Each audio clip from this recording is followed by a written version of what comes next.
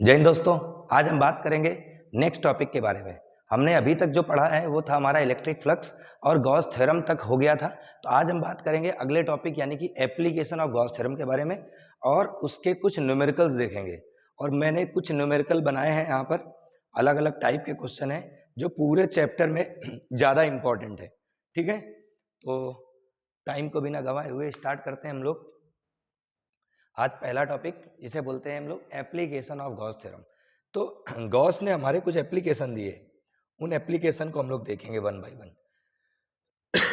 Sorry. तो actual में यहाँ पे 3 एप्लीकेशन दिए गए, 3 एप्लीकेशन गॉस ने दिए थे। और मैं अभी बता देता हूँ कि सीबीएसई में इन 3 एप्लीकेशन से ही क्वेश्चन आना है 100%। या तो पहला एप्लीकेशन ये आएगा, या दूसरा एक और है प्लेट के लिए और एक है शेल के लिए। तो हम देखते हैं पहला एप्लीकेशन क्या है। तो सबसे पहले दिया हुआ है electric field due to uniformly charge infinite length of conductor.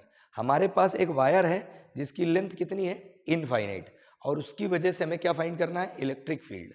बहुत ही इंपॉर्टेंट है, मार्क कर लेना। सीबीएसई वालों के लिए फिर बोल रहा हूं कि 3 एप्लीकेशन में से ही एक एप्लीकेशन हर बार आता है लगभग। आप कभी भी देखें पेपर, उसमें से मिलेगा। तो यहां पर क्या इलेक्ट्रिक फील्ड निकालना है, किसकी वजह से, एक वायर की वजह से जिसकी लेंथ क्या है, इनफाइनाइट है, और इसको यूनिफॉर्मली चार्ज कर देते हैं। तो ये मैंने एक वायर ले लिया और इसको यूनिफॉर्मली हमने ऐसे चार्ज कर दिया। मान लेते हैं इसकी लेंथ कितनी है, इनफाइनाइट है। अब इनफाइनाइट लेंथ का कंडक्टर है। अब हम क्या करेंगे, हमें यहाँ पे इलेक्ट्रिक फील्ड सॉल्व करना है। तो सबसे पहले हम यहाँ क्या करते हैं, एक गॉसियन सरफेस बनाते हैं। क्या बनाते हैं, गॉसियन सरफेस। तो अगर किसी स्ट्रेट वायर के लिए गॉसियन सरफेस बनाई जाए तो वो सिलेंड्रिकल बनेगी। कैसी बनेगी, सिलेंड्रिकल, ऐसे। ये फॉर्म कैसा रहेगा, सिलेंडर के फॉर्म पे। तो ये ऐसे सिलेंड्रिकल गॉसियन सरफेस हम बना लेते हैं।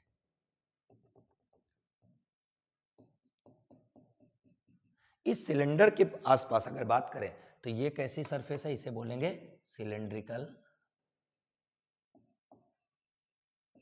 Gaussian surface.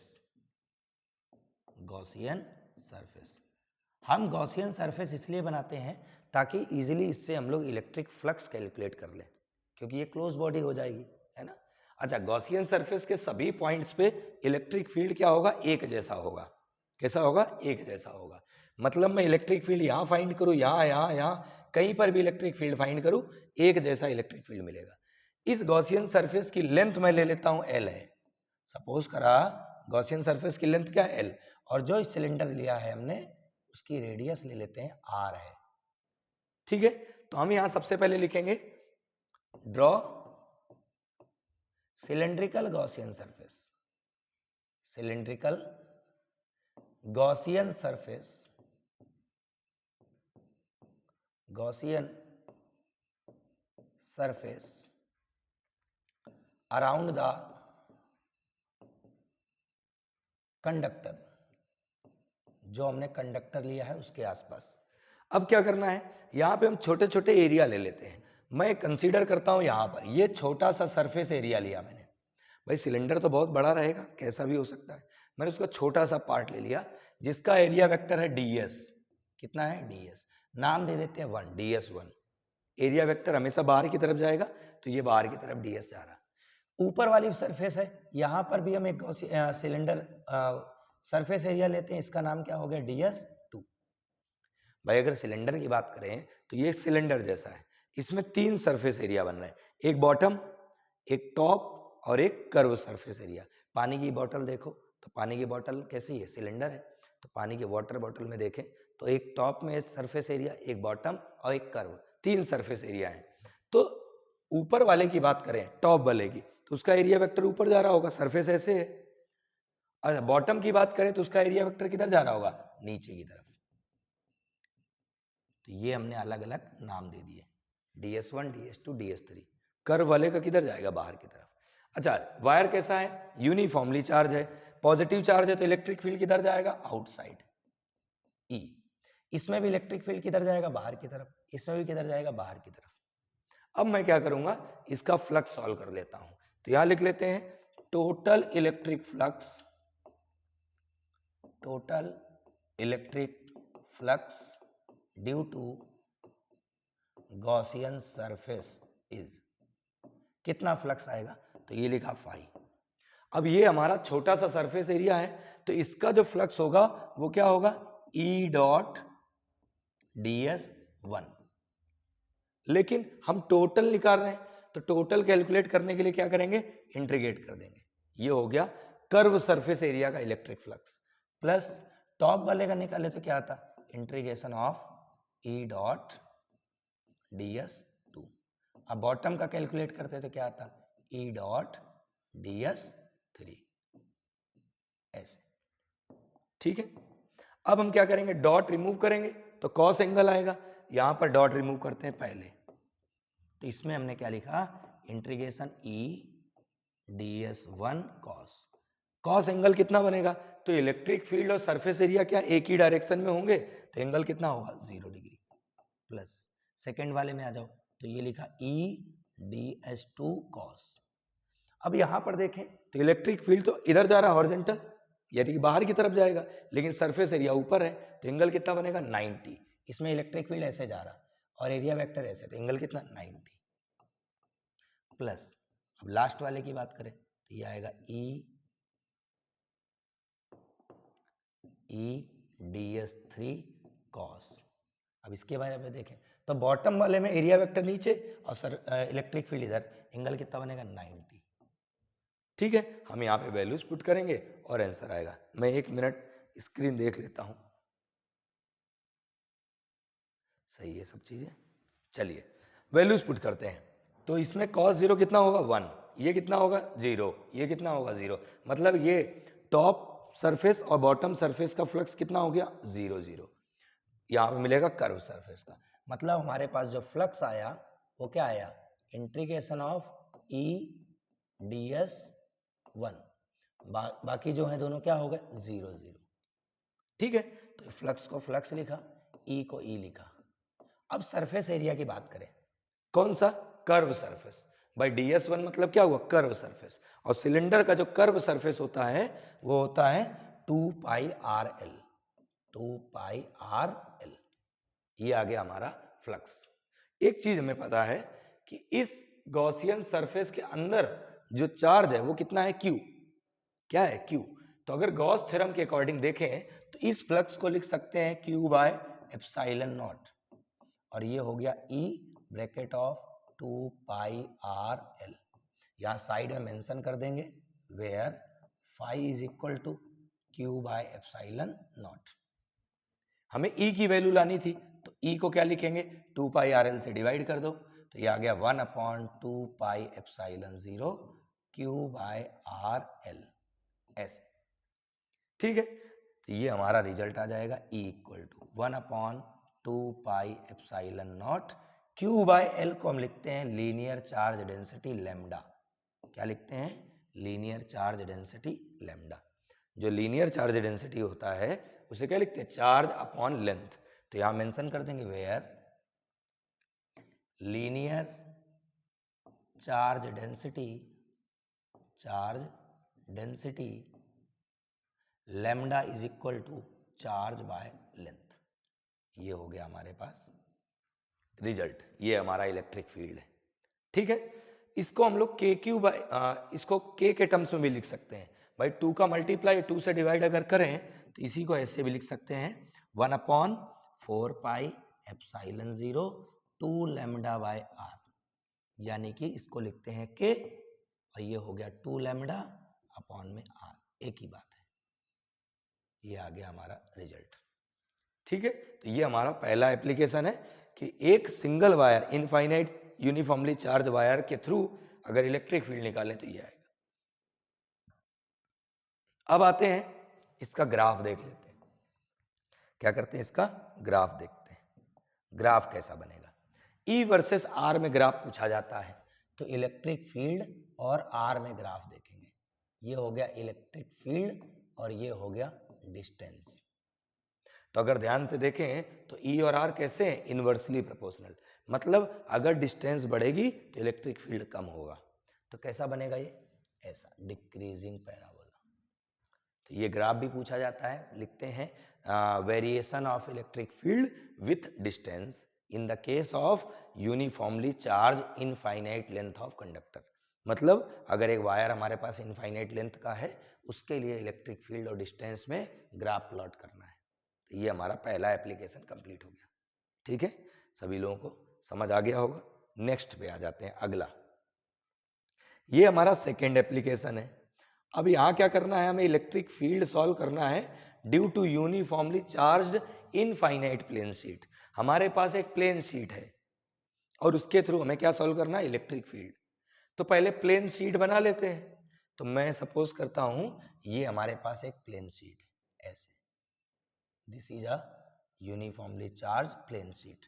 इसको यूनिफॉर्मली चार्ज कर देते हैं। आप सभी लोग पहले के टॉपिक्स को रिवाइज करते रहना, है ना। फिलहाल तो ये हो गया, यूनिफॉर्मली चार्ज प्लेन शीट ले ली। अब हम इसमें क्या करेंगे, गॉसियन सरफेस ड्रॉ करेंगे। क्या करेंगे, गॉसियन सरफेस ड्रॉ करते हैं। गॉसियन सरफेस कैसे ड्रॉ करेंगे, तो प्लेन शीट है, मतलब एक पेपर जैसा मान लेता हूं कि मेरे पास एक पेपर है, हाँ तो अभी दिख नहीं रहा, ये है ऐसा, ये हो गया हमारे पास प्लेन शीट। अब ये ऐसे है, इसको चार्ज कर दिया। तो अब हम अगर इसके लिए बनाएंगे गॉसियन सरफेस, तो कैसा बनेगा, सिलेंडर यूनिफॉर्मली।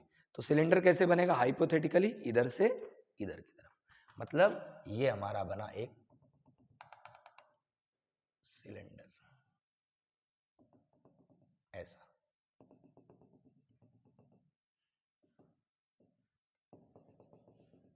ये इस टाइप से, ठीक है। ये हमारा एक बन गया गॉसियन सरफेस। कैसा है, सिलेंड्रिकल गॉसियन सरफेस। ठीक है, अब इसका सरफेस एरिया कितना होगा, मान लेते हैं इसका सरफेस एरिया है एस, किधर जाएगा, बाहर की तरफ। इसका सरफेस एरिया कितना होगा, ये भी होगा एस, भाई सिलेंडर है, दोनों सरफेस एरिया क्या होंगे, बराबर। तीसरा एक सरफेस एरिया और होगा, सिलेंडर ऐसे रखा है, कर्व सरफेस भी होगी, तो इसका भी सरफेस एरिया किधर जाएगा, ऊपर या नीचे, किधर भी ले सकते हो भाई। अगर सरफेस एरिया ऐसे सिलेंडर रखा है, अगर मैं इस तरफ देखूंगा तो एरिया वेक्टर इधर आएगा, अगर आप ऐसे देखोगे तो एरिया वेक्टर इधर आएगा। ठीक है, तो हम एरिया वेक्टर किधर भी ले सकते हैं, परपेंडिकुलर रहेगा सरफेस से। फिलहाल अब अगर मैं इलेक्ट्रिक फील्ड फाइंड करूं, ये हो गई हमारी सिलेंड्रिकल गॉसियन सरफेस। कैसी हो गई, सिलेंड्रिकल गॉसियन सरफेस। ठीक है, सबसे पहले यहां क्या कहना, draw the cylindrical Gaussian surface, cylindrical Gaussian surface. सबसे पहले हमने क्या करा, सिलेंड्रिकल गॉसियन सरफेस को ड्रॉ करा। अब टोटल फ्लक्स निकालें, तो ये लिख लेते हैं total flux, total electric flux कितना आएगा, 5। पहली वाली सरफेस का अगर फ्लक्स निकालें तो क्या आता, electric field into surface area, यही आता। हमने पूरा कंप्लीट सरफेस ले लिया है एस, चाहो तो छोटा सा पार्ट लेके भी इंटीग्रेट करके लिख सकते थे, जैसा पहले वाले में करा।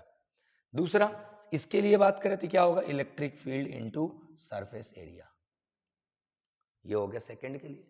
कर्व वाले के लिए क्या होगा, 0, यहां मेंशन कर देंगे हम, electric flux due to curve surface area, curved surface area is 0। क्यों हुआ 0, तो ये हम यहां पे लिख लेते हैं, क्योंकि जो हमारा एंगल है थीटा, वो कितना आता है, 90 डिग्री। क्या आता है, 90 डिग्री।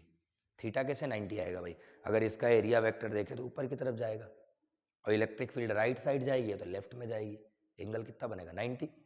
ठीक है, तो ये हो गया हमारा। तो इसको मैं लिख देता हूं phi equal to, dot remove करो, कॉस आएगा, कॉस 0 ही आएगा, E S cos 0 plus second वाले में क्या आएगा, ई एस कॉस 0। मतलब फ्लक्स हमारा कितना आ गया, 2 टाइम्स ई एस। ये भी दोनों का फ्लक्स सेम जाएगा, ई इंटू सरफेस एरिया। अब फ्लक्स को मैं लिख सकता हूं Q by epsilon 0, Gauss theorem के अकॉर्डिंग लिखा जा सकता है। क्यों, भाई इस सरफेस एरिया के अंदर जो चार्ज है वो कितना है, Q, Q बाय एप्सिलॉन 0 यहाँ लिख लेते हैं according to Gauss theorem, according to Gauss theorem. यहाँ मेंशन कर देते हैं phi equal to Q by epsilon naught. अब E की वैल्यू निकाल लेते हैं, तो E इक्वल टू क्या आया हमारे पास, Q by 2 epsilon 0 into surface area, ये आ गया। तो इसी को मैं ऐसे लिख लेता हूँ, Q बाय सरफेस एरिया को हम लिखते हैं सिग्मा सरफेस चार्ज डेंसिटी और डिवाइड बाय 2 एप्सिलॉन नॉट, ये रिजल्ट है। ठीक है, इसके आगे शायद अगला एप्लीकेशन दिया होगा इसलिए स्पेस नहीं थी।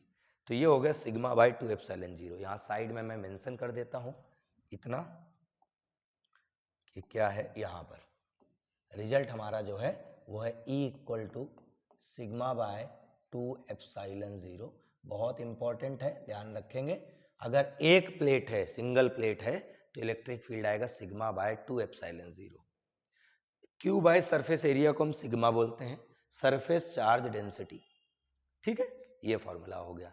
अच्छा एक चीज ध्यान से देखो, तो यहाँ पर जो इलेक्ट्रिक फील्ड एक सिंगल चार्ज प्लेट से है, प्लेट के थ्रू इलेक्ट्रिक फील्ड डिस्टेंस पे डिपेंड नहीं करता है, इंडिपेंडेंट रहता है। मतलब अगर मैं ग्राफ बनाऊं, इलेक्ट्रिक फील्ड का अगर ग्राफ बनाऊं डिस्टेंस के साथ, तो ये कैसा होगा, सीधा। मतलब इलेक्ट्रिक फील्ड हमारा फिक्स रहेगा, इलेक्ट्रिक फील्ड हमारा इंडिपेंडेंट रहेगा डिस्टेंस से। डिस्टेंस कितनी भी ज़्यादा करो, इलेक्ट्रिक फील्ड एक जैसा रहेगा। किसके through, uniformly charge infinite plane sheet के थ्रू। तो ये इसका वेरिएशन है, दोनों बहुत इंपॉर्टेंट है, पूछे जाते हैं। ठीक है, ये भी हमारा कंप्लीट हो गया। एक बार मैं वापस से चेक करता हूँ, थोड़ा सा स्क्रीन में ऊपर कट हो रहा है, कोई बात नहीं, अभी कुछ नहीं कर सकता मैं। कैमरे में अगर कुछ भी छेड़खानी करी तो वो ब्लर हो जाएगा। चलिए, तो ये भी हमारा कंप्लीट हो गया। नेक्स्ट एप्लीकेशन पे आते हैं। नेक्स्ट और लास्ट एप्लीकेशन है इसका, तीसरा, electric field due to uniformly charge thin shell. हमें क्या करना है, शेल लेना है और यूनिफॉर्मली चार्ज रहेगा, उसके थ्रू हमें इलेक्ट्रिक फील्ड फाइंड करना है। लाइक अ फुटबॉल, हमारे पास एक फुटबॉल है, उसको यूनिफॉर्मली चार्ज कर दिया। अब जब यूनिफॉर्मली चार्ज करोगे, ऐसा मैंने क्या करा है, फुटबॉल ले लिया, suppose that this is what football. यहां पर एक मिनट ऐसा ले लेता हूं,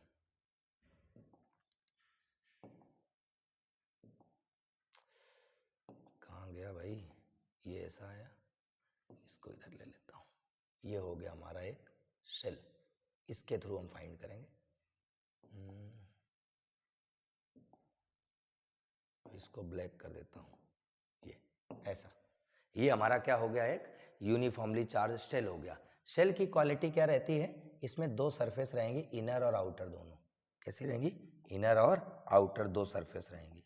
मैं यहाँ पे क्या करता हूँ, ये हो गया इसका सेंटर, ये हो गया इसका रेडियस, कितना r, और इसको यूनिफॉर्मली चार्ज करना था, यूनिफॉर्मली चार्ज कर देता हूँ प्लस, ऐसा। तो ये पहले हम शेल बना लेते हैं, इसमें दो लेयर रहेंगे, तो एक लेयर और बनाता हूँ मैं इसमें, यहाँ से लेके एक और ड्रॉ करता हूँ।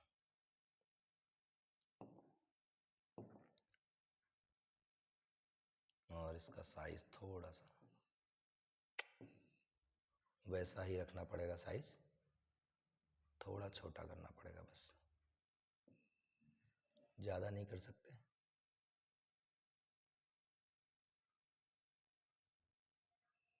भाई इतना टाइम नहीं रहेगा अपने पास, है ना, बाकी भी काम करने। तो मैं क्या करता हूँ, यहीं पर ड्रॉ कर देता हूँ ऐसे, ऐसे। ये हो गया हमारा शेल। इतना कहाँ करेंगे बार बार, फिजिक्स वालों का काम ड्राइंग करना तो है नहीं। ये हो गया। अब क्या करना है, इलेक्ट्रिक फील्ड फाइंड करना है। यहाँ पे हम दो जगह इलेक्ट्रिक फील्ड फाइंड करेंगे, एक इनसाइड फाइंड करेंगे और एक आउटसाइड फाइंड करेंगे। बाकी सरफेस में भी कर सकते हो, लेकिन हमारे यहाँ सिलेबस में दो ही है, सरफेस वाला मैं बता दूंगा ऐसे ही। सबसे पहले मैं क्या करता हूँ, इनसाइड फाइंड करता हूँ।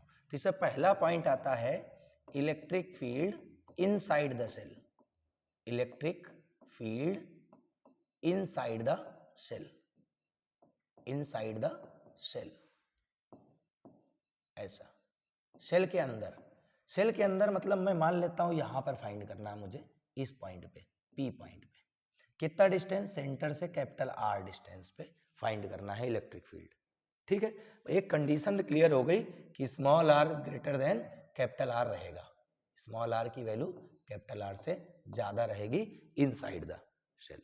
अब इलेक्ट्रिक फील्ड कैसे फाइंड करें, सबसे पहले हम गॉसियन सरफेस ड्रॉ कर देते हैं। तो मैंने यहाँ पे क्या करा है, गॉसियन सरफेस ड्रॉ कर दी, ऐसे स्फेरिकल गॉसियन सरफेस बनेगी, सरफेस से हमने ऐसी गॉसियन सरफेस ड्रॉ कर दी। अब यहाँ छोटा सा पार्ट ले लेते हैं, surface area ds।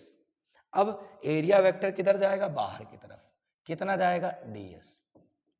Electric field किधर जाएगा, बाहर की तरफ, कितना है E। भाई पॉजिटिव चार्ज है, इलेक्ट्रिक फील्ड बाहर ही जाएगा। अब इस गॉसियन सरफेस का हमें क्या निकलना है, इलेक्ट्रिक फ्लक्स। तो यहां लिख लेते हैं draw spherical Gaussian surface, spherical Gaussian surface,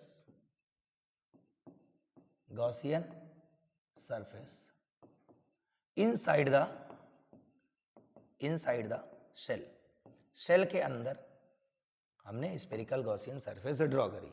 अब यहां लिख लेते हैं इलेक्ट्रिक फ्लक्स, छोटे से पार्ट से निकाल लें, electric flux due to small surface area, small surface area, area ds इज, हमने छोटा सा पार्ट लिया ds, तो उसका इलेक्ट्रिक फ्लक्स अगर निकालेंगे तो क्या आएगा, d phi equal to electric field into में सरफेस एरिया, ऐसा फ्लक्स आ गया।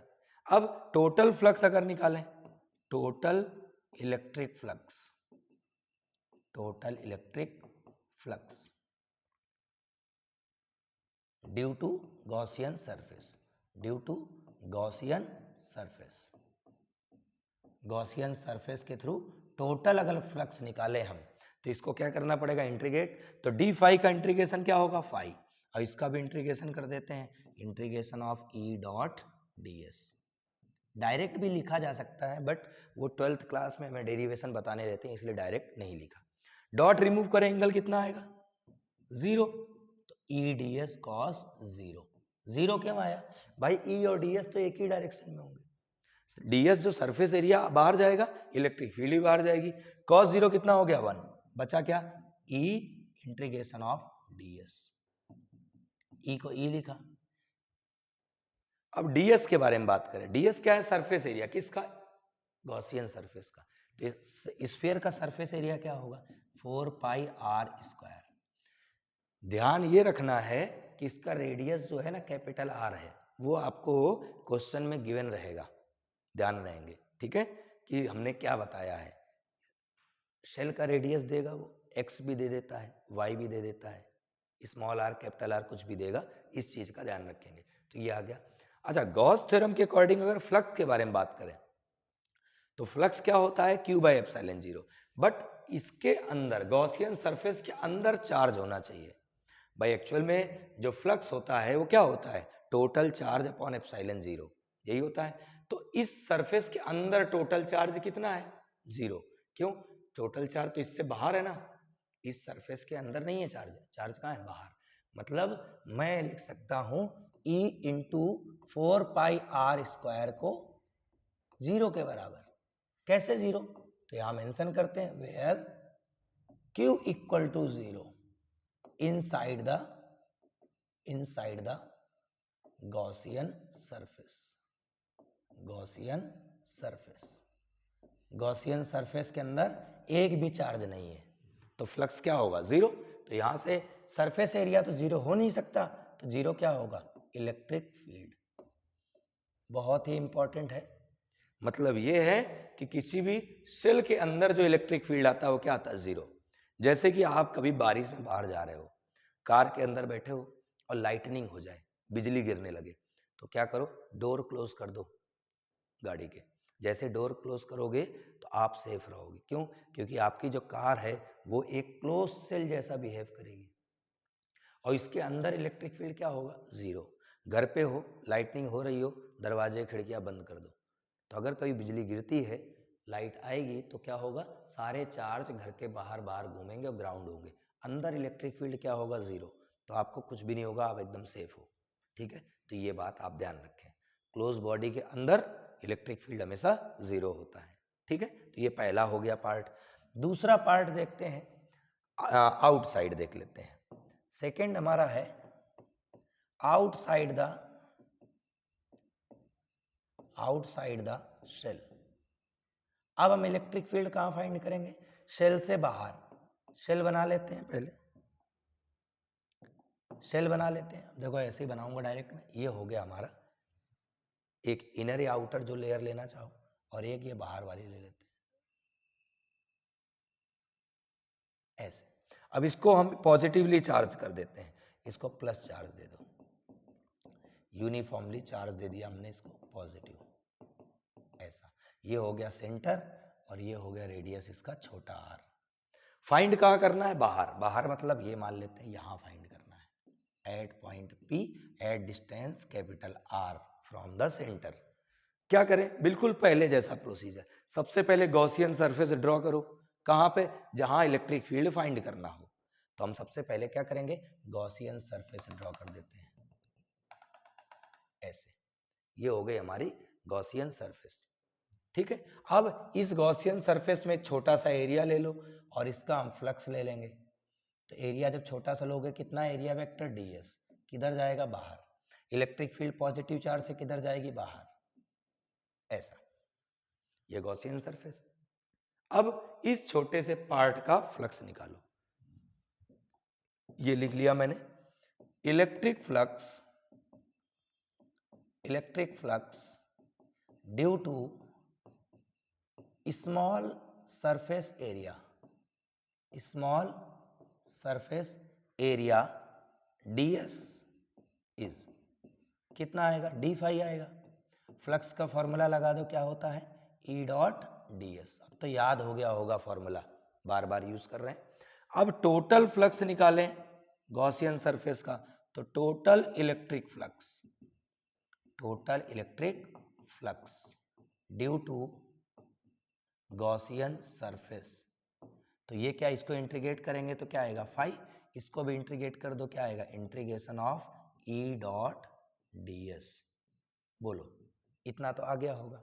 डॉट रिमूव, देखो सेम प्रोसीजर है पहले वाला। डॉट रिमूव करोगे कॉस एंगल आएगा, क्या आएगा? E ds कॉस, कितना एंगल? जीरो। जीरो क्यों? क्योंकि E और ds एक ही डायरेक्शन में रहेंगे। कॉस जीरो कितना होता है? 1। तो ये हो गया E integration of ds। E तो इलेक्ट्रिक फील्ड है, ds कितना होगा? तो ds यानी कि सरफेस एरिया, पूरा इंटीग्रेशन है ना, पूरा सरफेस एरिया। तो टोटल सरफेस एरिया कितना है? तो इसको लिखेंगे हम 4 pi are square, capital R square. ये हो गया। अब फ्लक्स कितना होगा? तो फ्लक्स होगा जो गॉसियन सरफेस के अंदर चार्ज हो, क्योंकि फ्लक्स का फॉर्मूला क्या है? Q by epsilon zero. क्या है? Q by epsilon zero. तो इस गॉसियन सरफेस के अंदर चार्ज है, मतलब मैं फ्लक्स को क्या लिख सकता हूं? Q by epsilon zero. तो मैंने लिख दिया Q बाय एप्सिलॉन जीरो, और बाकी जैसा है उसको वैसा का वैसा लिख लिया, 4 पाई आर स्क्वायर। और ये हुआ कैसे? तो वेयर फाई जो होता है वो Q बाय एप्सिलॉन जीरो होता है अकॉर्डिंग टू गॉस थ्योरम। ये गॉस थ्योरम की वजह से होता है। ठीक है, तो यहां से इलेक्ट्रिक फील्ड निकालना था, तो E को E रखो, बाकी को नीचे भेजो। क्या आया? 1/4 pi epsilon naught Q by R square. ये आ गया इलेक्ट्रिक फील्ड। ठीक है, ये इलेक्ट्रिक फील्ड एक यूनिफॉर्मली चार्ज शेल की वजह से आउटसाइड। ठीक है, तो ये इलेक्ट्रिक फील्ड आ गया, ये भी हमारा हो गया। एक चीज देख लेते हैं, सरफेस में कितना होगा उसके लिए देखते हैं। तो electric field at the surface, ये इंपॉर्टेंट एक्चुअल में। क्यों? क्योंकि सरफेस में इलेक्ट्रिक फील्ड सबसे ज्यादा होता है, ठीक है। Electric field at the surface of shell, shell के सरफेस की अगर बात करें तो स्मॉल आर और कैपिटल आर क्या होगा, बराबर। क्यों? क्योंकि अब अगर गॉसियन सरफेस हम ड्रॉ करेंगे और सरफेस में निकालना है तो गॉसियन सरफेस यहीं बनाएंगे, सरफेस ही बिहेव करेगी गॉसियन सरफेस जैसा, तो स्मॉल आर कैपिटल आर बराबर आएगा। मतलब हमारा जो रिजल्ट आएगा वो ये आएगा, E equal to 1/4πε0 q by, अब चाहे स्मॉल आर लिखो चाहे कैपिटल आर लिखो, बस इतना ध्यान रखना, maximum electric field, maximum electric field, और अंदर जीरो रहती है, ठीक है। तो ये आप ध्यान रखेंगे। एक बार और देख लेता हूं मैं, सही है, ठीक है। अब हम क्या करेंगे, ग्राफ बना लेते हैं। मोस्ट इंपॉर्टेंट ग्राफ है इसका एक्चुअल में, graph variation of electric field, variation of electric field with distance, with distance, इसी का बता रहा हूं ना, शेल के बारे में बात कर रहे हैं, ठीक है। चलिए देखता हूं अगली स्लाइड है क्या, फ्री नहीं है। चलिए देखो, सबसे पहले यहां मैं ऐसे,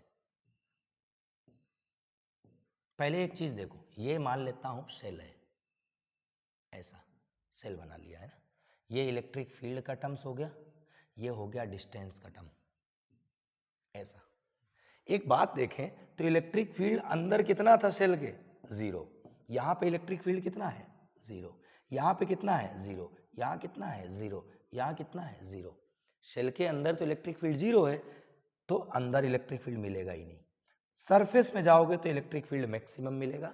मान लेते हैं ये है मैक्सिमम इलेक्ट्रिक फील्ड जो सरफेस में मिली, डैश डैश बनाएंगे डैश के फॉर्म पे। अब सरफेस से जैसे दूर गए इलेक्ट्रिक फील्ड क्या हो गई, डिक्रीज होने लगी, ऐसे। मतलब हमारा ग्राफ ऐसा बने, इस टाइप से अगर समझो तो ग्राफ ऐसे बना दिया जाता है, कभी कभी ऐसे बना दिया जाता है इसको, ऐसे, ये ध्यान रखेंगे। ये कैपिटल आर हो गया, यहां से यहां तक रेडियस स्मॉल आर हो गई, स्मॉल आर यहां से यहां तक है ना, ये वाला।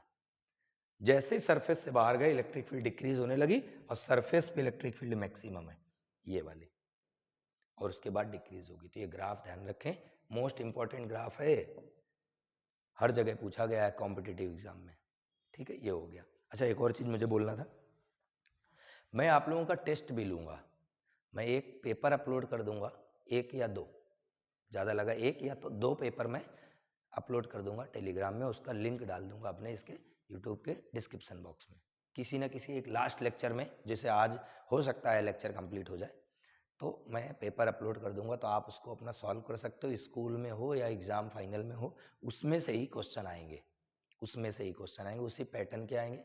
हो सकता है न्यूमेरिकल में कुछ वेरिएशन हो लेकिन पैटर्न चेंज नहीं होगा, ठीक है। तो उसका भी ध्यान रखना, वो पेपर आप लोग प्रिंट आउट लेके दोस्तों को भी दे सकते हो, उनको बता सकते हो, ठीक है। तो ये हमारा एप्लीकेशन भी कंप्लीट हो गया। नेक्स्ट पे आ जाते हैं, अगला क्या है, अब है इलेक्ट्रिक फील्ड।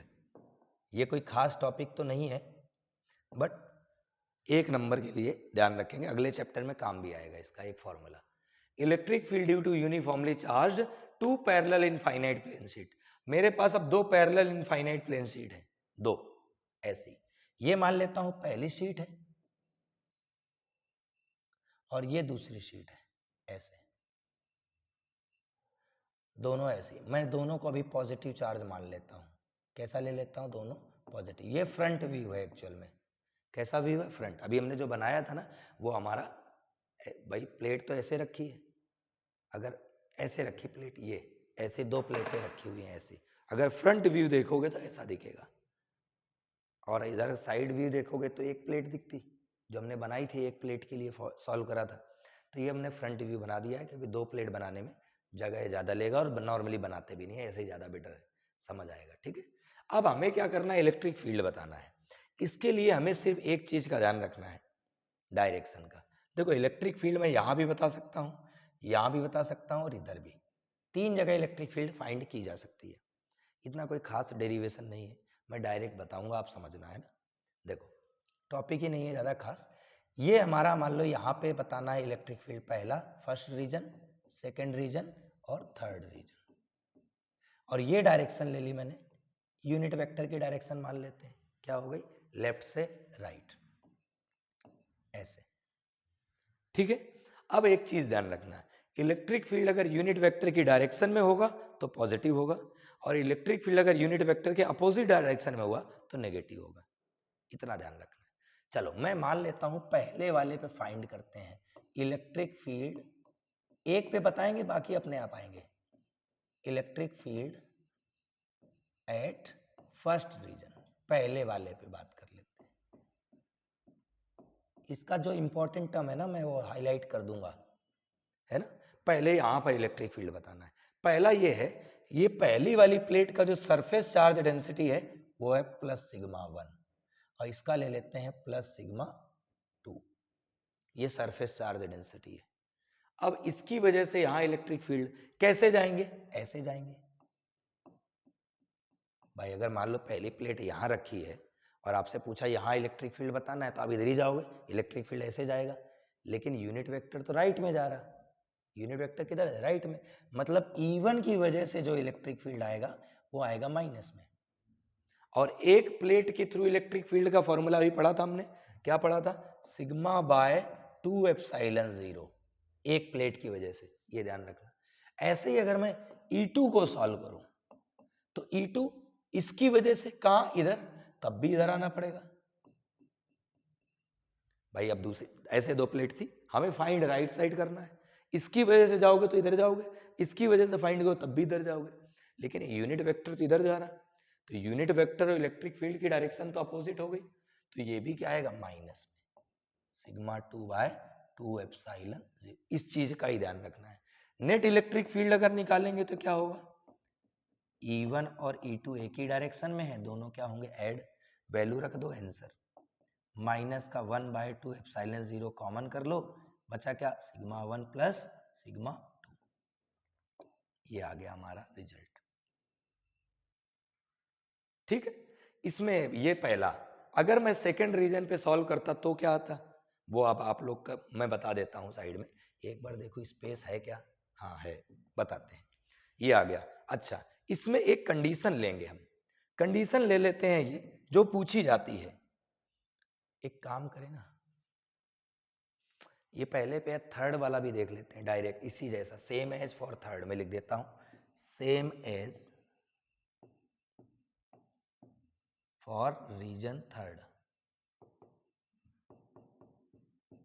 थर्ड रीजन की अगर बात करें, देखो यहां पर ध्यान से, भाई मैं अब यही प्लेट से मुझे राइट साइड जाना है, तो अगर इसकी वजह से जाते हैं तो कैसे जाते हैं, ऐसे, electric field due to first plate, ऐसे प्लेट है, फाइंड इधर करना है, तो इसकी वजह से जाएंगे तो किधर, ऐसे जाएंगे, तो इलेक्ट्रिक फील्ड और यूनिट वेक्टर की डायरेक्शन क्या होगी, सेम।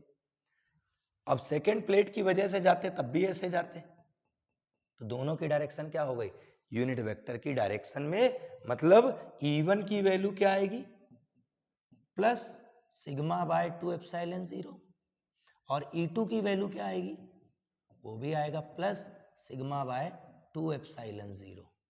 मतलब नेट इलेक्ट्रिक फील्ड क्या होगा, 1 by 2 epsilon 0 bracket of sigma 1 plus sigma 2। बोलो, यही आएगा, दोनों ऐड हो जाएंगे, ये दो आ गए। अच्छी चीज है, 30 सेकंड वाले पे बीच में अगर फाइंड करें तो क्या होता, अब यही ऐसे प्लेट रखी, अब इसकी वजह से अगर बीच में फाइंड करोगे तो ऐसे जाना पड़ेगा, कैसे, ऐसे जाना पड़ेगा, E1। लेकिन अगर इसकी वजह से फाइंड करना है सेकंड वाले की वजह से, तो अपोजिट जाना पड़ेगा, E2। मतलब E1 तो डायरेक्शन में यूनिट वेक्टर के, तो E1 तो प्लस में रहेगा, और E2 क्या है, ये यूनिट वेक्टर के अपोजिट डायरेक्शन में है, मतलब E2 माइनस रहेगा। मतलब यहां हम सॉल्व करते हैं तीसरा वाला, इलेक्ट्रिक फील्ड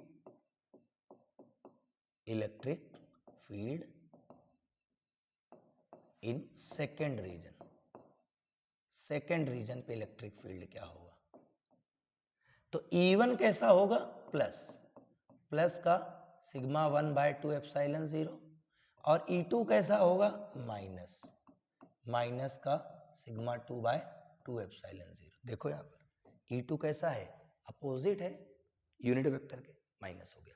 अब इलेक्ट्रिक फील्ड अगर देखें, E इक्वल टू क्या होगा, E1 प्लस E2, तो E को E लिखा, 1/2 ε0 कॉमन कर लिया, ब्रैकेट में क्या आया, सिग्मा 1 माइनस सिग्मा 2, ये आ गया इलेक्ट्रिक फील्ड।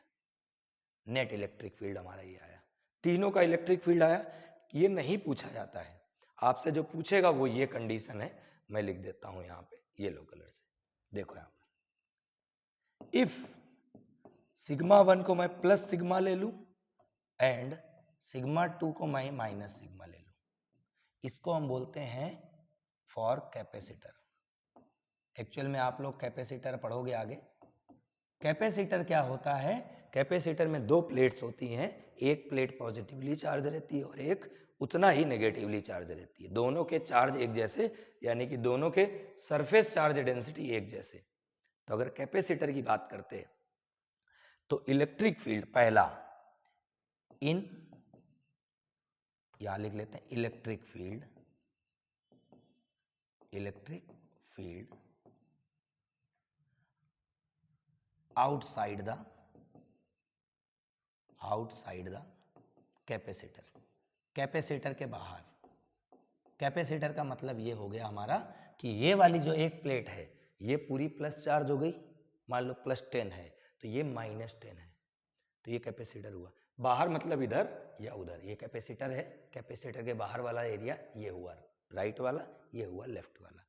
तो अगर वहां फाइंड करते तो भाई लेफ्ट वाला मतलब फर्स्ट रीजन की बात कर रहे हैं, राइट वाला मतलब थर्ड रीजन की बात कर रहे हैं।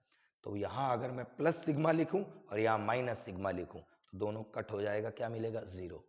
यहाँ अगर प्लस सिग्मा लिखूं या माइनस सिग्मा लिखूं कट हो जाएगा, क्या मिलेगा, 0। मतलब कैपेसिटर से बाहर इलेक्ट्रिक फील्ड क्या मिलता है, 0। ये यहां लिख लेते हैं electric field outside the capacitor, E क्या होगा, 0। ये पहला ध्यान रखना, most important.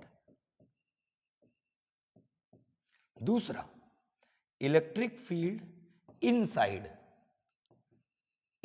The capacitor, capacitor के अंदर, अंदर मतलब इसकी बात कर रहा, बीच में सेकंड वाले रीजन पे, सेकंड रीजन पे इलेक्ट्रिक फील्ड आया, इसको रखा प्लस सिग्मा, इसको रखा माइनस सिग्मा, माइनस सिग्मा रखा और माइनस ऑलरेडी है तो माइनस और माइनस क्या हो गया, प्लस, तो ये हो गया 2 sigma, sigma minus minus sigma, तो माइनस माइनस प्लस, तो ये हो गया 2 सिग्मा। मतलब इलेक्ट्रिक फील्ड क्या आया, E equal to 2 sigma by 2 एप्सिलॉन नॉट, 2 से 2 कट गया और बचा क्या, sigma by epsilon 0। Most important relation, बहुत इंपॉर्टेंट है, ये काम आएगा जब आप कैपेसिटर पढ़ोगे। तो कैपेसिटर के बीच में जो इलेक्ट्रिक फील्ड है, कहीं पर भी बीच में, कहीं पर भी बीच में सिग्मा बाय एप्सिलॉन 0 आएगा। ये ध्यान रखना, एक प्लेट के through electric field sigma by 2 epsilon 0 आता है, लेकिन कैपेसिटर के यानी कि एक पॉजिटिव एक नेगेटिव है, उसके बीच में जो इलेक्ट्रिक फील्ड आता है वो सिग्मा बाय एप्सिलॉन 0 आता है। ये हो गया हमारा रिलेशन। और पूरे डेरिवेशन में सिर्फ ये इंपॉर्टेंट है, 2 लाइनें, सिर्फ 2 लाइनें, बाकी नहीं पूछा जाता। ये 2 ही पूछे जाते हैं, 2 ही काम आएंगे। ये तो डेरिवेशन है, बताने का तरीका कि कैसे हुआ। डेरिवेशन का सिर्फ इतना सा मतलब है कि आपको 12th क्लास में ये बताया जाए कि ये कैसे आया, बाकी तो कंक्लूजन याद रखना है भाई। जब कॉम्पिटिटिव एग्जाम हो गए तो वहां से कंक्लूजन से मतलब है, नीट की हो या JEE की हो, ठीक है। तो कंक्लूजन आप इसके दोनों ध्यान रखो, यही पूछे जाते हैं, इसका स्टेटमेंट डेरिवेशन नहीं आता एक्चुअल में, ठीक है। तो ये हमारा कंप्लीट हो गया, ठीक, समझ आ गया होगा सभी लोगों को। नेक्स्ट पे आ जाते हैं, अगला हमारा क्या है। अब यहाँ हमारे पास कुछ न्यूमेरिकल्स हैं। पहला क्वेश्चन, ये न्यूमेरिकल की सीरीज एक तरह से स्टार्ट होगी। अब हम न्यूमेरिकल सॉल्व करेंगे, 12-13 कुछ न्यूमेरिकल मैंने दिए हैं, वो सॉल्व करने हैं, ठीक है। समय भी हो गया है और गर्मी भी बहुत ज़्यादा है इधर, तो चलिए पहला क्वेश्चन क्या है। An infinitely long in positively charge straight wire has a linear charge density lambda, हमारे पास एक वायर है, यूनिफॉर्मली चार्ज है, उसका लीनियर चार्ज डेंसिटी लैम्डा है coulomb per metre. An electron is revolving around the wire as its centre with constant velocity in a circular plane perpendicular to the wire. मतलब हमारे पास ऐसा wire है, इसको मैंने positively charge कर दिया है, इसके आसपास इलेक्ट्रॉन घूम रहा है ऐसे। अब इलेक्ट्रॉन घूम क्यों रहा है भाई, ये पॉजिटिव चार्ज है, ये इलेक्ट्रॉन है, प्लस और माइनस के बीच में लगेगा इलेक्ट्रोस्टैटिक फोर्स। क्या लगेगा? इलेक्ट्रोस्टैटिक फोर्स, ठीक है, इसलिए वो घूम रहा है। अच्छा, वो इलेक्ट्रोस्टैटिक फोर्स को बैलेंस कौन करेगा? Centripetal force. मतलब कंडीशन कुछ ऐसी है, ये वायर है, इसको मैं पॉजिटिव चार्ज कर देता हूं ऐसे। अब अगर इलेक्ट्रॉन यहां छोड़ दूंगा मैं, तो इलेक्ट्रॉन क्या होगा? इसके आसपास सर्कल में घूमेगा ऐसे। सही बना है? सर्कल बना लेना ऐसा। एक काम करता हूँ ना, बीच में सर्कल बना देता हूँ ऐसे। ये इलेक्ट्रॉन है, ये इलेक्ट्रॉन क्या करेगा? इसके आसपास सर्कल में घूमेगा, इसका डिस्टेंस मैं ले लेता हूं r है ऐसे। अब ये घूमेगा, होगा क्या? इसमें इलेक्ट्रोस्टैटिक फोर्स और सेंट्रीपिटल फोर्स बराबर होंगे अगर वो घूम रहा है चारों तरफ, बराबर है। चलो, deduce the expression for its kinetic energy. अब इसकी काइनेटिक एनर्जी निकालनी है, तो एक काम करो, वेलोसिटी निकाल लो, काइनेटिक एनर्जी अपने आप आ जाएगी। सबसे पहला, electrostatic force, electrostatic force is equal to centripetal force. अगर वो घूम रहा है तो ये दोनों क्या होंगे? बराबर होंगे, तभी घूमेगा। सर्कल में घूम रहा है मतलब दोनों के बीच में जो फोर्स लग रहा है वो सेंट्रीपिटल फोर्स के बराबर होगा। तो इन दोनों के बीच कितना फोर्स लगेगा? K Q1 Q2। तो इसको एक काम करो ना, हम ज्यादा कॉम्प्लिकेटेड नहीं करेंगे, एक काम करो, ये जो यहां पर जो फोर्स लगेगा इलेक्ट्रॉन पे, वो लगेगा QE। क्या लगेगा? QE। भाई ये वाला जो फोर्स लगा है कितना लगाएगा? QE। या इसको Q को E लिखना चाहो तो E भी लिख सकते हो, E लिख देते हैं, कंफ्यूजन नहीं होगा, E लिखा है मैंने। ये फोर्स लगेगा, ये वाला वायर जो इसमें फोर्स लगाएगा वो कितना लगाएगा? QE। या ये मैंने बताया था, इसकी इलेक्ट्रिक फील्ड होगी आसपास, तो इस वायर की जो इलेक्ट्रिक फील्ड हो क्या होगी? E equal to 1/2πε0 lambda by r. याद होगा, कराया था स्ट्रेट वायर का। तो इसकी इलेक्ट्रिक फील्ड में चार्ज रखा हुआ है, तो उसमें फोर्स कितना लगेगा? QE। बताया था मैंने एक लाइन आपको, force on charge placed in electric field, क्या आता था? QE। Q की जगह चार्ज का, इलेक्ट्रॉन का चार्ज रखा। और सेंट्रीपिटल फोर्स क्या होता है? mv²/r। ये आ गया। यहां पे कह रहा हूं क्या? E की वैल्यू रख दो। E की वैल्यू कितनी लिखी थी मैंने? लिखा था K 2λ/r। ये था हमारा electric field due to uniformly charge infinite conductor equal to mv²/r। ये आया हुआ है बोर्ड में, r से r कट हो गया, m को नीचे भेज दो, v² की वैल्यू आ गई, तो v² यही निकाल लेते हैं। v² कितना आएगा? ये आ गया 2KE λ/m। ये v² आ गया। हमें लाना क्या था? हमें लाना था काइनेटिक एनर्जी। काइनेटिक एनर्जी का फॉर्मूला लगा दो, तो काइनेटिक एनर्जी ऑफ इलेक्ट्रॉन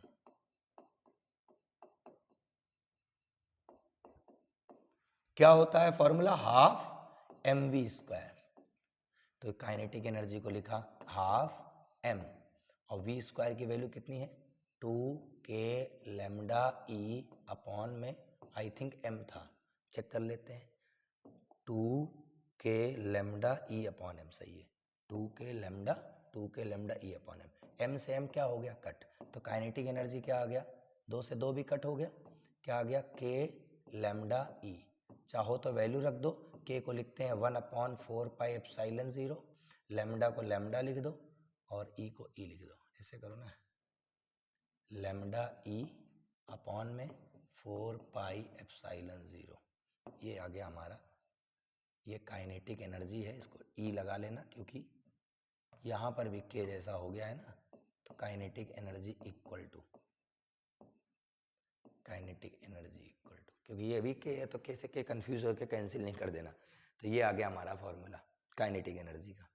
ठीक है। अच्छा, इन्होंने एक और चीज पूछी थी, बोला था plot a graph of the kinetic energy as a function of charge density lambda. Charge density lambda और काइनेटिक एनर्जी में रिलेशन कैसा है? Kinetic energy directly proportional to lambda. मतलब अगर ग्राफ बनाएंगे दोनों के बीच में तो कैसा बनेगा? लीनियर स्ट्रेट, यहां से ये लैम्डा, मतलब जितना ज्यादा लैम्डा होगा चार्ज डेंसिटी जितना ज्यादा बढ़ेगी काइनेटिक एनर्जी उतना बढ़ेगी, डायरेक्टली प्रोपोर्शनल स्ट्रेट लाइन। ठीक है, ये हमारा पहला क्वेश्चन है, मोस्ट इंपॉर्टेंट, मार्क कर लेना सभी लोग, है ना। एक बार मैं वापस से चेक करता हूं। ठीक है, ओके, लाइट आ रही है, कहां से आ रही लाइट? यहां से लाइट आ रही है, एक minute.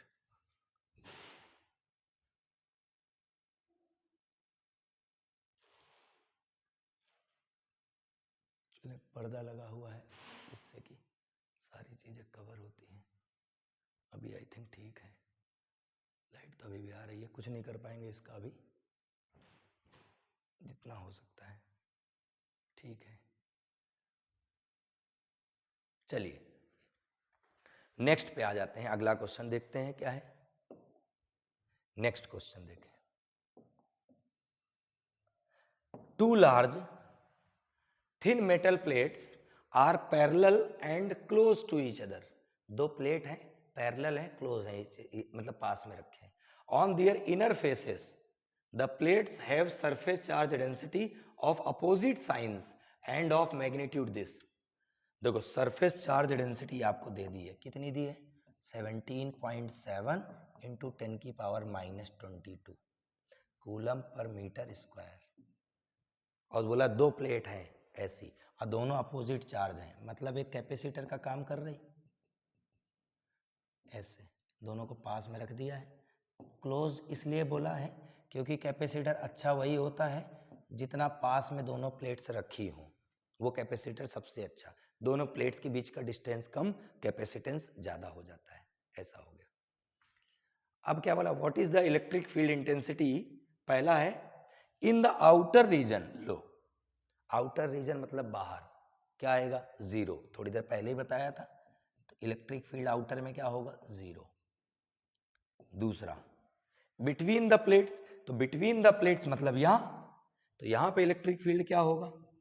E equal to sigma by epsilon naught. Sigma की वैल्यू रखो 17.7 इंटू 10 की पावर -22 और एप्सिलॉन जीरो हमारा 8.85 इंटू 10 की पावर -12। अब देखो इसको कट करना है, 8 से कट करो 2 बार जाएगा, लेकिन 8.85 है। मैं यहाँ पे कैलकुलेटर की हेल्प ले लेता हूँ। भाई साहब कैलकुलेटर हो, किधर हो? कैलकुलेटर है, और 17.7 इंटू, छोड़ो कैलकुलेटर, डायरेक्ट करके देख लेते हैं ना। पॉइंट से पॉइंट, देखो यहाँ पॉइंट हटाओगे ऊपर 2 जीरो आएंगे। मैं नियर अबाउट देखो लिख देता हूँ, 12 से कम कट करो इसको, तो यहाँ ऊपर -10 बचेगा, 10 की पावर -10 यहाँ बचेगा। ठीक है, अब ये 8 से अगर कट करोगे तो 8 दूनी 16, मैं 2 ले लेता हूँ, लगभग 2 बार जाएगा। 8 दूनी 16, ये 0.85 भी है इसलिए मैं 2 बार ले लेता हूँ। तो आंसर क्या आया? 2 इंटू 10 की पावर -10। यूनिट लिख लेते हैं न्यूटन पर कूलम। भाई बाहर पहले पूछा था ना आउटर रीजन पे, तो आउटर रीजन पे तो इलेक्ट्रिक फील्ड जीरो होगा, बाहर यहाँ यहाँ, और इनर में पूछा था sigma by epsilon zero. Direct formula, direct question. ठीक है, नेक्स्ट पे आते हैं, अगला क्वेश्चन। अच्छा ठीक है, यहाँ क्या लिखा है? Two small identical electric dipoles A B and C D each of dipole moment P are kept at an angle of 120। मतलब दो डायपोल दिए हैं, दोनों 120 डिग्री पे लगे हुए हैं। पहला डायपोल ये हो गया और दूसरा डायपोल ये हो गया, 120 एंगल पर है। ठीक है, आगे क्या बोला? What is the resultant dipole moment of this combination? Dipole moment का रिजल्टेंट निकाल लो, बहुत सिंपल है भाई। ए बी के बारे में अगर बात करें, डायपोल मोमेंट की डायरेक्शन क्या होती है? माइनस से प्लस, मतलब पहला वाला डायपोल मोमेंट ऐसे जा रहा होता, ऐसे, पहला वाला ऐसे, और दूसरा वाला जो है माइनस से प्लस, वो ऐसे जा रहा होता। ये हो गया दूसरा वाला। दोनों P है, दोनों के बीच 120 एंगल बन रहा। ऐसे ये इलेक्ट्रिक ये एक्स एक्सिस है, एंगल कितना है 120। अब दो वेक्टर अगर 120 डिग्री पर हो तो रिजल्टेंट ला सकते हैं। लेके आओ रिजल्टेंट, फॉर्मूला लगाओ। क्या होता है, या लिख लेते हैं, टू इलेक्ट्रिक डायपोल्स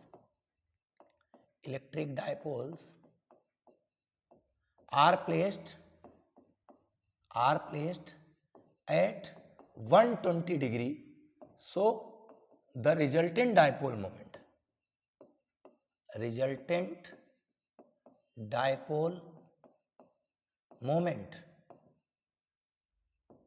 कितना होगा, P। रिजल्टेंट है R, लगा लेते हैं।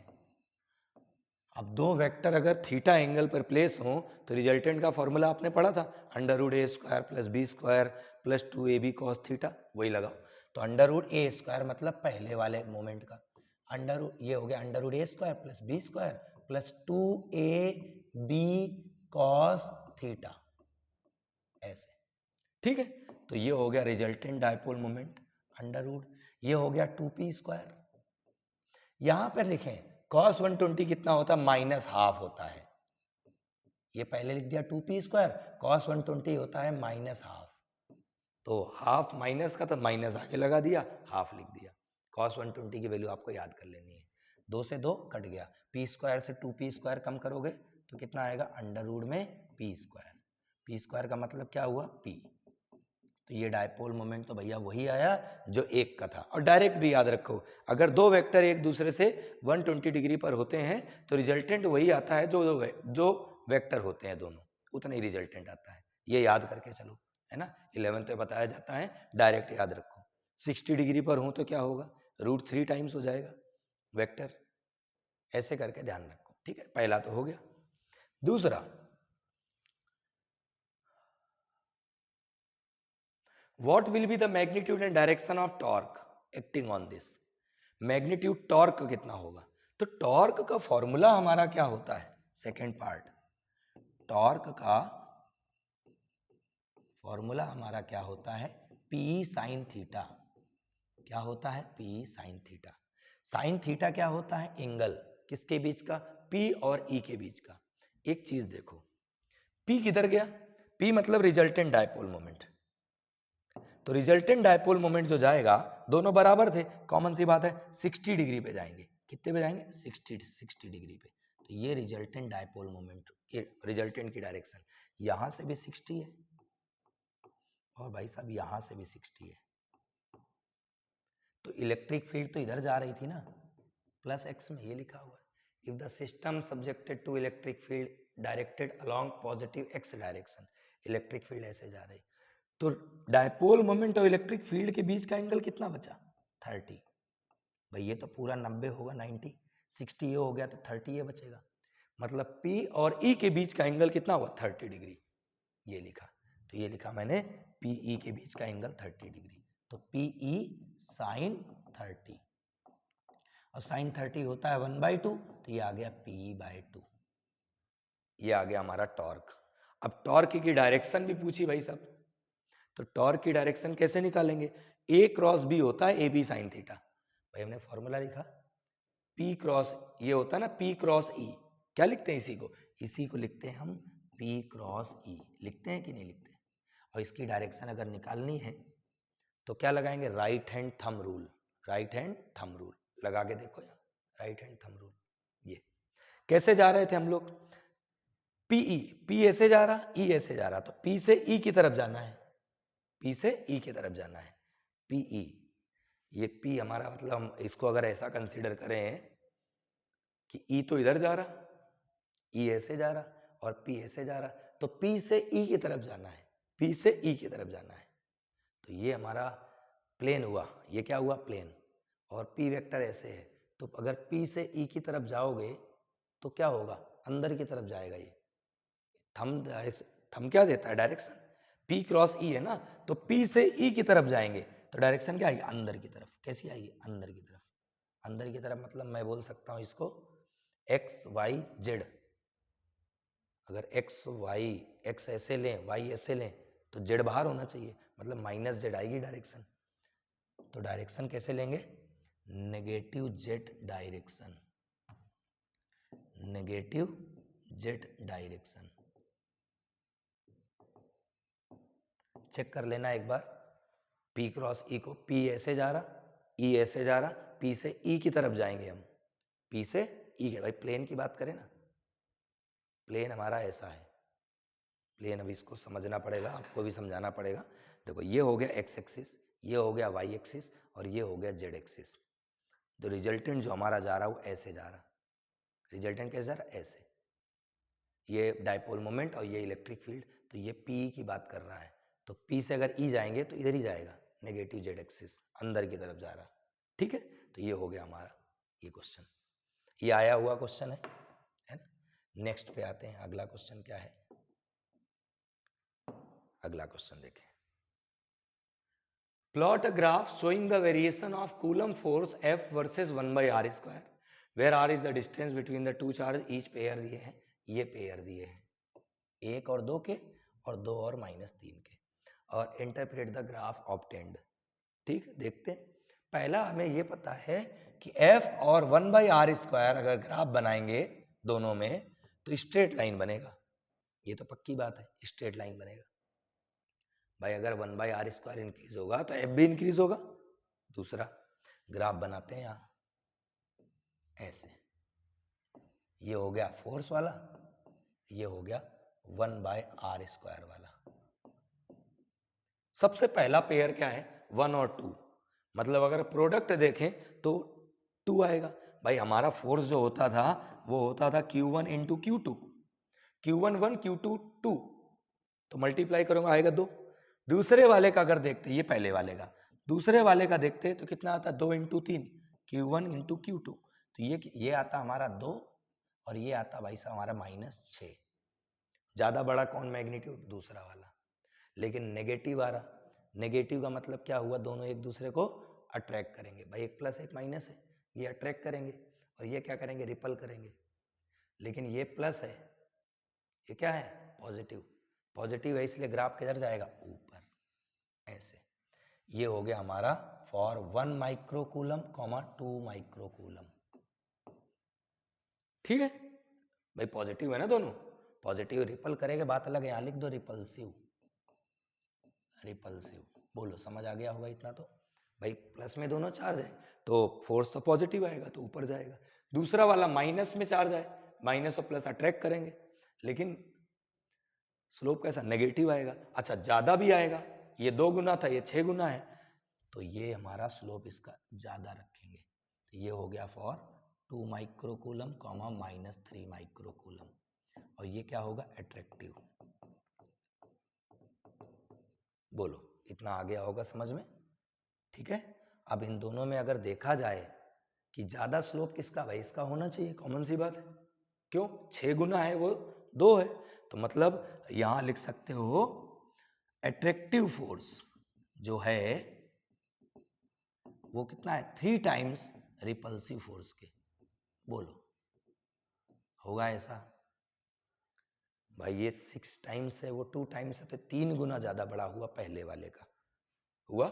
तो ये इसका ग्राफ का रिजल्ट, ये ग्राफ बनाए और ये इसका रिजल्ट बता दिया, इंटरप्रेट द ग्राफ लिखा था। ठीक है, तो ये भी हमारा कंप्लीट हो गया। बनाते समय ध्यान रखना, इस स्लोप, ये वाला स्लोप कम रहेगा और ये स्लोप ज्यादा रहेगा, बनाते समय थोड़ा सा ध्यान रख लेना। ठीक है, ये भी हमारा कंप्लीट हुआ। नेक्स्ट पे आ जाते हैं, अगला क्या है, चलिए ये देखते हैं। यहाँ दो स्फीयर दिए हैं sir, S1 and S2 are 2 hollow concentric spheres enclosing charge Q and 2Q। ये 2 स्फीयर है, पहला वाला S1, दूसरा वाला S2, चार्ज Q और 2Q इनके अंदर है। ठीक है, पहला बोला है what is the ratio of electric flux through S1 and S2। Flux बताना है S1 में कितना और S2 में कितना।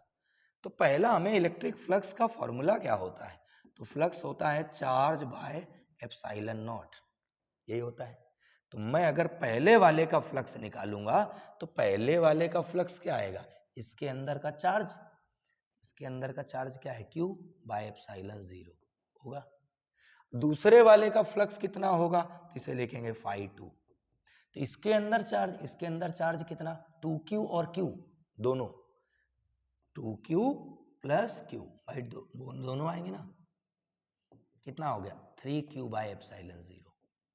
बोलो भाई S2 के अंदर तो पूरा चार्ज तो 3q हुआ ना, दोनों का रेशियो लेना था, रेशियो ले लो, 5 1 बाय 5 2 बराबर, दोनों को डिवाइड करो, ये लिखा q बाय एप्सिलॉन 0 और ये लिखा 3q bye epsilon 0। q epsilon 0 से एप्सिलॉन 0, q से q कट गया, 1/3 आया पहला आंसर।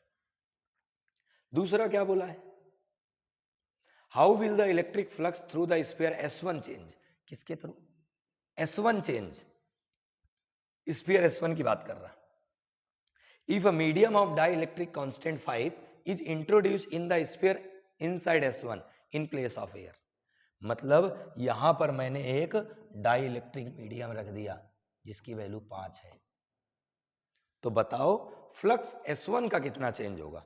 भाई कॉमन सी बात है, अगर मीडियम आएगा तो फ्लक्स चेंज होगा, और किसकी बात कर रहा है, S1 की। फ्लक्स हमारा एक्चुअल में होता है Q by K epsilon 0 in medium, ये होता है फ्लक्स का फॉर्मूला, ठीक है। फ्लक्स का फॉर्मूला क्या होता है एक्चुअल में, देखो मैं यहाँ बताता हूँ। फ्लक्स का फॉर्मूला जो था वो था electric field into surface area, यही फॉर्मूला था। अगर मैं मीडियम की बात करता तो फील्ड भी मीडियम पे आता, फ्लक्स को मैं लिखता φm, इलेक्ट्रिक फील्ड को मीडियम पे लिखते हैं 1/4 pi epsilon 0 epsilon r q by r square, ये होता है इलेक्ट्रिक फील्ड अगर मैं इस स्फीयर की बात करता, ठीक है। तो मीडियम पे है इसलिए एप्सिलॉन r आएगा, सरफेस एरिया को सरफेस एरिया, तो मैंने ऐसे लिखा मीडियम में जो फ्लक्स होगा एप्सिलॉन r को छोड़ दो, बाकी जो बचा वो इलेक्ट्रिक फील्ड एयर पे आया, सरफेस एरिया नीचे एप्सिलॉन r। भाई एप्सिलॉन r को छोड़ो, बाकी जो बच रहा है उसे क्या लिखते हैं, इलेक्ट्रिक फील्ड इन एयर, मतलब फ्लक्स इन मीडियम क्या आया, इसको के लिख लें, के, तो 1/k, और ये हो गया electric field into surface area, that is flux in air, ये ऐसा। और एयर पे फ्लक्स होता है Q बाय एप्सिलॉन 0, मतलब k से क्या हुआ डिवाइड, इतना ध्यान रखो। तो अगर बात कर रहा है वो S1 की, flux due to 1 is equal to क्या होगा, पहले वाला फ्लक्स और उसको k से डिवाइड करेंगे, k मतलब 5 और पहले वाला फ्लक्स हमारा है 5, या लिखना हो तो इसको Q बाय एप्सिलॉन 0 भी लिख सकते हो, मतलब electric flux decreases, electric flux decreases, flux क्या होगा, डिक्रीज होगा। लेकिन एक चीज ध्यान रखना, अगर ऐसा होता यही मीडियम यहां इंट्रोड्यूस करता और पूछता S1 में फ्लक्स क्या चेंज होगा, कुछ भी नहीं, क्यों, S1 में तो मीडियम नहीं है ना, मीडियम का S2 में है, तो फ्लक्स चेंज नहीं होता, ये दूसरी कंडीशन है, ध्यान रखेंगे इस चीज को, ठीक है। तो ये हमारा कंप्लीट हो गया। नेक्स्ट पे आते हैं, अगला क्या है क्वेश्चन, क्वेश्चन नंबर 6 है ना। चलिए क्या लिखा, given a uniform electric field E equal to this 5 × 10⁻³ find out the flux of this field through a square of 10 centimeter on a side whose plane is parallel to yz plane। चलो छोड़ो, पहले electric field लिखो, कितना दिया है 5 × 10⁻³ Newton पर coulomb. फिर बोला क्या है, find out the flux square of 10 centimetre on a side, मतलब सरफेस एरिया अगर निकालें तो क्या आएगा 10 × 10 सेंटीमीटर स्क्वायर। भाई स्क्वायर दिया है, स्क्वायर प्लेट का सरफेस एरिया क्या होगा, साइड का मल्टीप्लाई, तो एक साइड 10 थी तो दोनों का मल्टीप्लाई, ये आ गया 100 सेंटीमीटर स्क्वायर को मीटर स्क्वायर में कन्वर्ट कर ले, ये आ गया मीटर स्क्वायर में, मतलब हमारे पास सरफेस एरिया आया 10⁻² मीटर स्क्वायर। भाई 1 सेंटीमीटर में 10⁻² मीटर होते हैं, तो 1 सेंटीमीटर स्क्वायर में कितने होंगे 10⁻⁴ मीटर स्क्वायर, तो हमारे पास आंसर आएगा 10⁻², ये सरफेस एरिया। अब बोला क्या है, पहला पार्ट बोला है फ्लक्स निकालो, तो फ्लक्स हमारा होता है E × सरफेस एरिया, यही होता है। यहाँ पे कुछ मिसिंग है, मिसिंग ये है, ये हमारा आई कैप होगा, आई कैप होगा, है ना, कुछ भी मतलब आई कैप ही रखेंगे, बाकी कुछ भी हो सकता है, मैं आई कैप ले रहा हूँ, है ना। इलेक्ट्रिक फील्ड हमारा 5 × 10⁻³ आई कैप दिया है। अच्छा, सरफेस एरिया का जो प्लेन है पैरेलल टू वाई जेड है, वाई और जेड, तो मैंने बताया था अगर वाई और जेड दिया है तो जो इसका एरिया वेक्टर आएगा प्लेन का वो एक्स एक्सिस में जाएगा, वाई जेड को छोड़ दो, जो तीसरी एक्सिस बचे, मतलब सरफेस एरिया जो आएगा हमारा उसको हम ऐसे लिख सकते हैं, चलो अभी तो यहाँ लिखो, यहाँ ले वाई जेड मतलब एक्स एक्सिस में एरिया वेक्टर जाएगा, तो मैं इलेक्ट्रिक फील्ड की वैल्यू को लिख देता हूँ 5 × 10⁻³ आई कैप डॉट सरफेस एरिया हो गया 10⁻² आई कैप।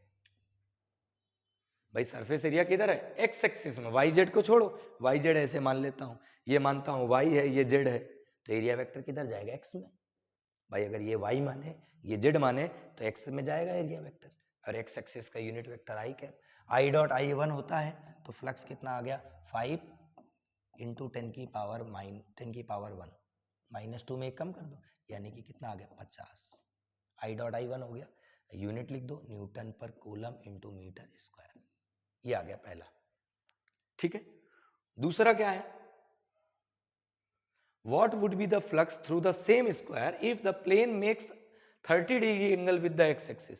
अब जो प्लेन है वो एक्स एक्सिस से 30 डिग्री बना रहा, इलेक्ट्रिक फील्ड भी हमारा एक्स एक्सिस में है, तो एक चीज मैंने आपको बताई थी, यही लिख देते हैं, एक चीज मैंने आपको बताई थी, जब कभी भी प्लेन इलेक्ट्रिक फील्ड से कोई भी एंगल बनाए तो उसको 90 में से सब्ट्रैक्ट करते हैं। When the plane is making angle theta with electric field, then angle always be 90 minus theta, ये आपको पता होगा। मैं यहां पर लिख देता हूं, कैसे, देखो, तो यहां पर जो हमारा थीटा है, थीटा कितना होगा 90 minus 30, यानी कि कितना एंगल 60 डिग्री, 30 डिग्री एंगल बना रहा था, 90 में सब्ट्रैक्ट करेंगे, फ्लक्स निकाल लो, फ्लक्स क्या होगा ई एस कॉस थीटा, थीटा कितना 60, कॉस 60 की वैल्यू क्या होती है 1/2, यानी कि ई की वैल्यू कितनी है, इसको अगर ई और एस का मल्टीप्लाई देखे तो 50 आ रहा था, और कॉस 60 1/2 यानी कि आ गया 25 न्यूटन पर कूलम × मीटर स्क्वायर, ये आ गया फ्लक्स, सीधा सा। ठीक है, इस बात का ध्यान रखना इंपॉर्टेंट है, plane makes 30 degree angle with the x axis, और एक्स एक्सिस में इलेक्ट्रिक फील्ड है, कैसे पता, i cap is the unit vector of x axis, ये आ गया आंसर हमारा, तो ये भी पैटर्न इंपॉर्टेंट है। ठीक है, चलिए मैं क्या सोच रहा हूं कि आगे के क्वेश्चन कल कराए जाएं, है ना, मुझे थोड़ा सा काम रहेगा, तो आज फिलहाल मैं यही कंप्लीट करता हूं, आगे के क्वेश्चन जो है ना वो मैं कल करा देता हूं, है ना, मतलब अगले दिन करा देता हूं, जो टॉपिक रह गए हैं करीब 7-8 क्वेश्चन और रह गए, लेकिन टाइम लेंगे, कम से कम 1.5-2 घंटे, हो सकता है 1 घंटे ज़्यादा ले लें, इसके लिए फिलहाल आज इतना ही बताऊंगा। मेरा एक बार इतना है, सभी लोग जितना हो सके ज़्यादा से ज़्यादा चैनल को शेयर करें ताकि लोगों को पता चले और लोग इसको आगे पढ़ें भी और आगे बढ़ाएं भी। भाई हमारा भी मन लगा रहेगा, आपका भी मन लगा रहेगा, हमारा मन लगना थोड़ा ज़्यादा जरूरी है, आप लोग तो मन लगा ही लोगे अपने हिसाब से, बहुत सारे लोग पढ़ा रहे हैं, कोई दिक्कत वाली बात नहीं है ना, तो मैं चाह रहा हूँ थोड़ा सा इसको ज़्यादा से ज़्यादा लोगों को शेयर करो, ताकि जो बच्चे पढ़ना चाह रहे हैं कुछ सिंपल लैंग्वेज में, सीधा सीधा जो बोर्ड में कैसा आता है, क्या पैटर्न है, ज़्यादा मतलब एक्स्ट्रा नहीं पढ़ना है, वो बोर्ड लेवल से यहाँ पे तैयारी कर सकते हैं, बोर्ड लेवल के लिए परफेक्ट है। मैं आपको पेपर भी प्रोवाइड करूँगा, नोट्स यहाँ मिल ही रहे हैं, सारी चीज़ें मैं आपको दे दूँगा। ठीक है, जितना भी फिजिक्स में डेटा हो सकता है। ठीक है, तो फिलहाल आज के लिए इतना ही, बाकी मिलते हैं अगले दिन। जय हिंद।